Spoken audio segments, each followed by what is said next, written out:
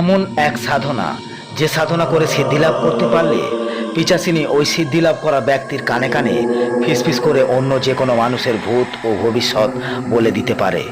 সাধক অতি সহজেই যে কোনো মানুষের ভূত ভবিষ্যৎ সব জেনে যায়। আপনি কি জানেন এই সাধনার নাম কি?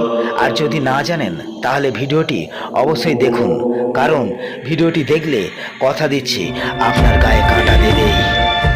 আপনি একজন বুদ্ধিমান, আপনার জানবার আগ্রহ অনেক, তাই বং ফাইল শুধুমাত্র আপনার জন্য।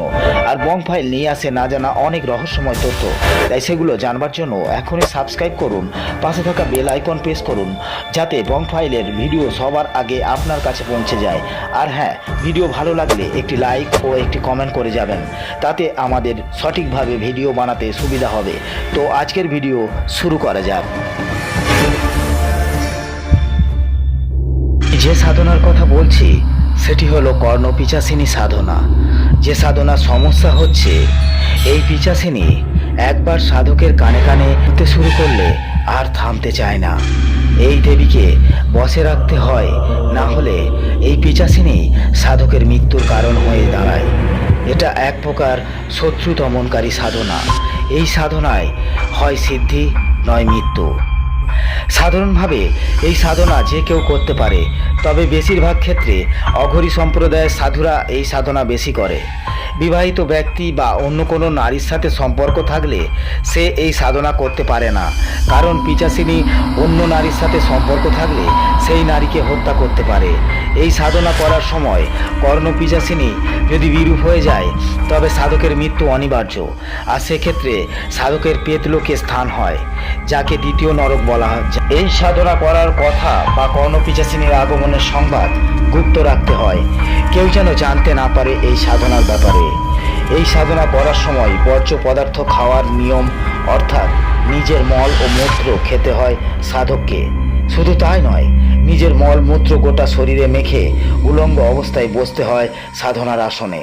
একটি তেল বা ঘিয়ের প্রদীপ জ্বালিয়ে মন্ত্র সাধনা করতে হয়। সাধনার সময় হাতের আঙুলগুলি তেলে চুবিয়ে রেখে মন্ত্র উচ্চারণ করতে হয়।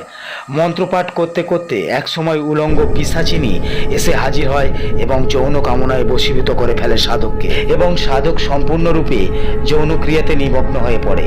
এই সময় সাধক যদি সম্পূর্ণরূপে কর্ণপিশাচিনীকে খুশি করতে না পারে, তাহলে পিশাচিনী তার নিজের মাথা কেটে ফেলে এবং এমন সব দৃশ্য দেখাতে শুরু করে, তখন সাধক আত্মহত্যার পথ বেছে নেয়। আর যদি সিদ্ধ হয়, তবে এই সাধনা করতে করতে হঠাৎ একদিন কোনো নারী কণ্ঠ শুনতে পাওয়া যায়, তখন বোঝা যাবে কর্ণপিশাচিনী সাড়া দিয়েছে। তারপর ওই সাধক যদি কোনো ব্যক্তির সম্বন্ধে জানতে চান, তো কর্ণপিশাচিনী সাধকের কানে কানে ফিসফিস করে ওই ব্যক্তির ভূত ভবিষ্যৎ বলে দিতে পারে। তবে আমি আশা করব আমার শ্রোতারা এই সাধনার প্রক্রিয়াটি শুধুমাত্র রোমাঞ্চ ও গল্পের আকারেই শুনবে।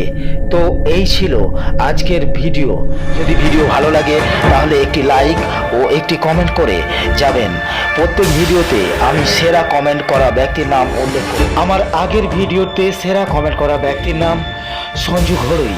সঞ্জু ঘড়ুইকে জানাই অসংখ্য ধন্যবাদ আমাদের বং ফাইল চ্যানেলের পাশে থাকার জন্য। তো আজকের মতো বাই বাই।